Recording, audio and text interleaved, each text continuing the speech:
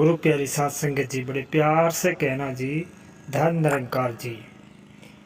आज का टॉपिक है अध्यात्मिक का परिणाम मानवता।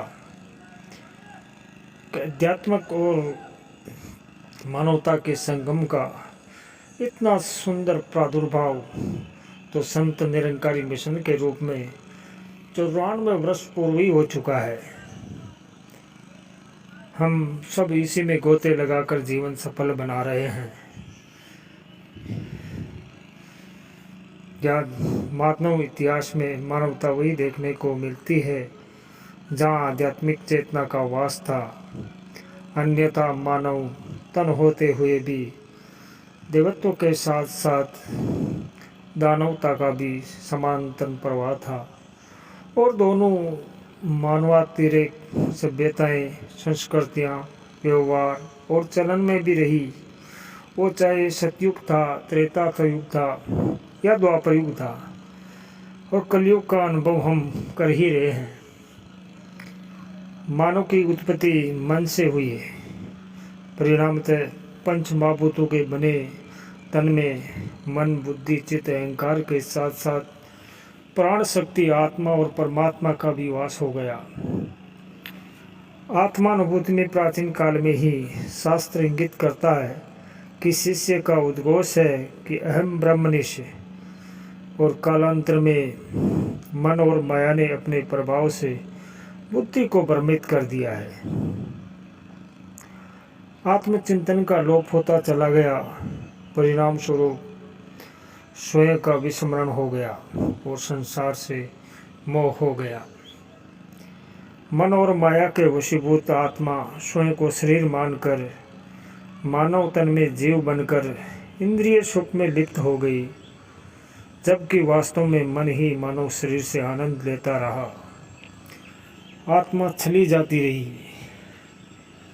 तरस खाकर परमात्मा अवतरित होता है और मानव को अध्यात्म का मार्ग दिखाकर मानवता के पथ पर चलाता है, जिससे आत्मा का कल्याण हो जाता है।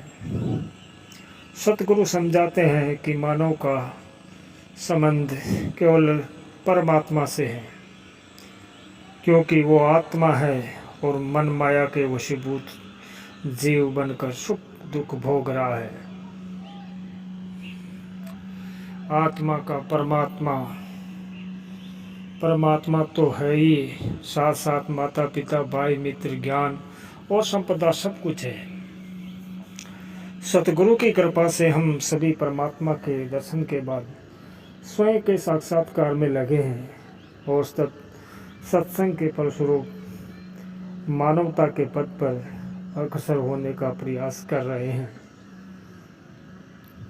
समय के मालिक का संदेश सदा से एक ही रहा है और आज भी यही है कि मानव तन मिला है तो इसका लाभ उठा लो। परमात्मा को जानकर स्वयं को जाने और मानवता को धारण करते हुए व्यवहार करें और अपने व्यवहार से हम संसार को शांति और प्रेम का संदेश दें। आज हम सभी पूरी दुनिया का हाल देख ही रहे हैं, और जिसके लिए संतों ने कहा है कि आग लगी आकाश में, जर्जर गिरे अंगार, संत न होते जगत में तो जल मरता संसार। कि सतगुरु ने वर्तमान समय में असीम कृपा बरसाकर हम एक दूसरे के गुणों को देखकर अपने अवगुणों को दूर करने का प्रयास करना सिखाया है, जिससे हम सुगमता से मानवता की राह पर आगे बढ़ते रहे हैं। सतगुरु हमारा मार्ग नित्य प्रस्तुत करते रहते हैं और इनके सानिध्य के परिणाम स्वरूप हम प्रेम करना भी सीख जाते हैं, क्योंकि ये प्रभु प्रेम का अथाह सागर है। सतगुरु बाबा बूटा सिंह जी महाराज से प्रारंभ वर्तमान आध्यात्मिक चेतना यात्रा सतगुरु माता सुदीक्षा जी महाराज तक करोड़ों मानवों का कल्याण कर चुकी है और लगातार कर रही हैं। दुनिया देख रही है कि निरंकारी जगत समय के सतगुरु की कृपा से आध्यात्मिक चेतना पाकर मानवता के मार्ग पर अग्रसर है।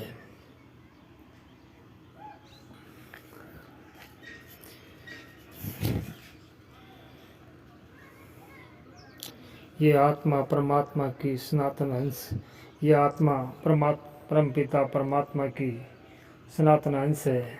ये सतगुरु से ब्रह्म ज्ञान की दात प्राप्त करती है। सतगुरु धरती पर आकर परमात्मा के अस्तित्व को प्रकट करते हैं। ये मानव रूप में आते हैं। ये मानव रूप में अवतरित आत्मा स्वयं निराकार का साकार रूप होती है। ये संसार में आकर संसार के प्राणियों को मानवीय नियम व अन्य जो भी विधि विधान होते हैं उनसे वाकिफ कराते हैं। निराकार परमात्मा के इस आकार रूप को ही सतगुरु कहा जाता है।